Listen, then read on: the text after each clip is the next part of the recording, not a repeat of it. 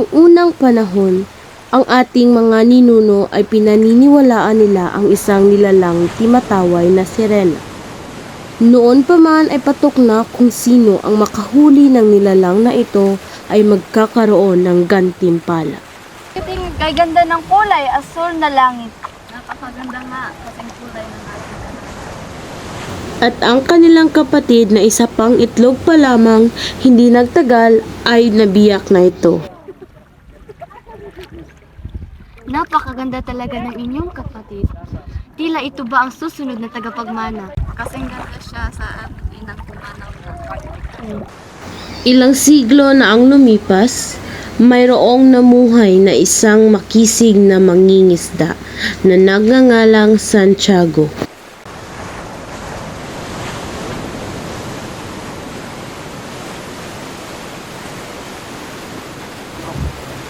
Kahit anong lakas ng alon, marami pa rin kumakapusin.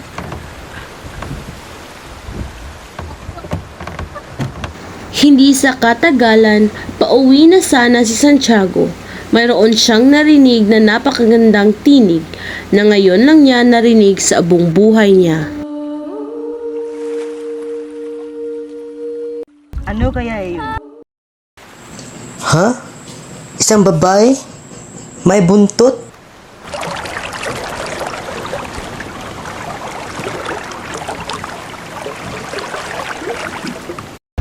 Lumingon ang sirena nang marinig niya ang isang boses ng tao at dali-dali siyang lumangoy papalayo.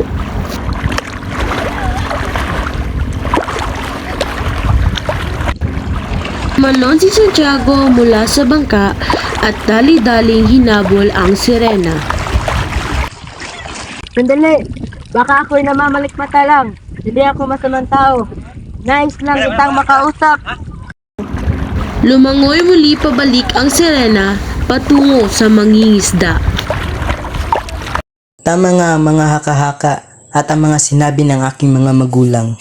Paumanhin, Ginoo. Ngunit kung ikaw ay hindi masama, ba't mo pa ako tinatawag? Hindi kita sasaktan at hindi ko ipagsasabi na may nakita akong isang kagaya mo. Isang sirena. Ang ngalan ko ay si Clara. Na ako upang makipag-usap sa mga isda. Si Santiago, nais kong makipagkaibigan sa iyo. Lumangoy na papalayo ang sirena. Si Santiago ay umuwi na din pagkatapos. Ilang araw pa balik-balik siya sa lugar na iyon.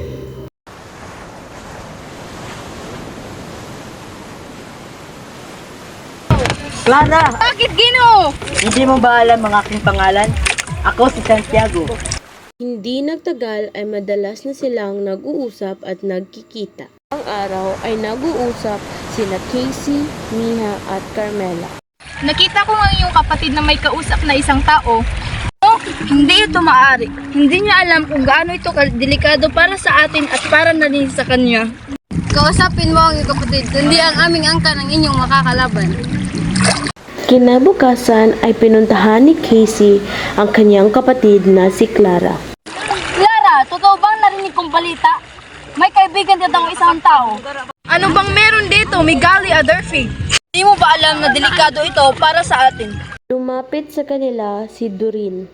Kung totoo man yon, layuan mo na. Ngunit ang pagkakaiba lang sa kanila ay wala silang buntot.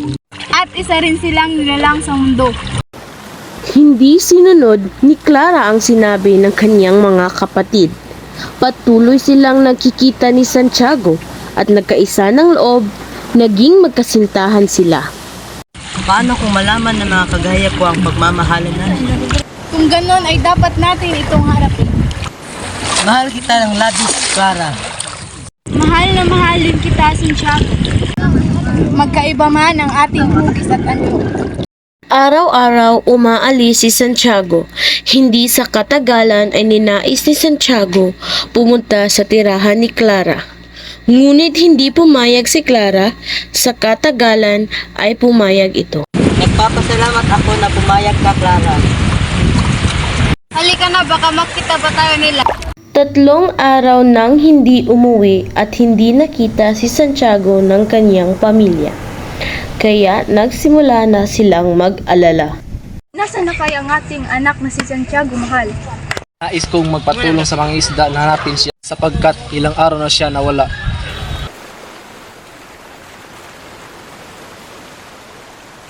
Hinanap nila si Santiago kasama ang mga mangingisda.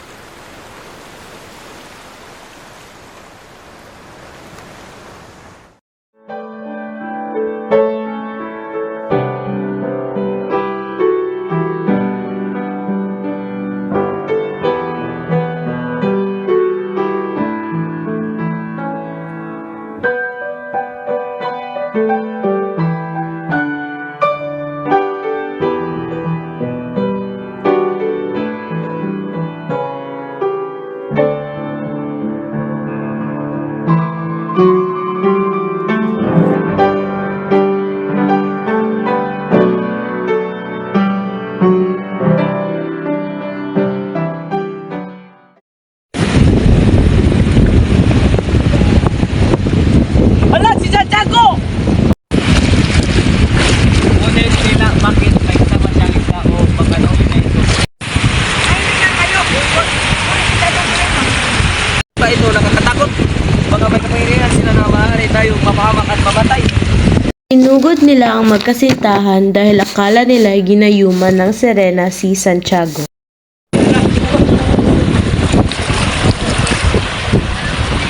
Balik na lang. Abo ko na rito. Si Santiago ay natamaan ng pana. Dali-daling lumangoy si Clara, ngunit siya'y nahabol ng mga mangingisda at natamaan ng pana.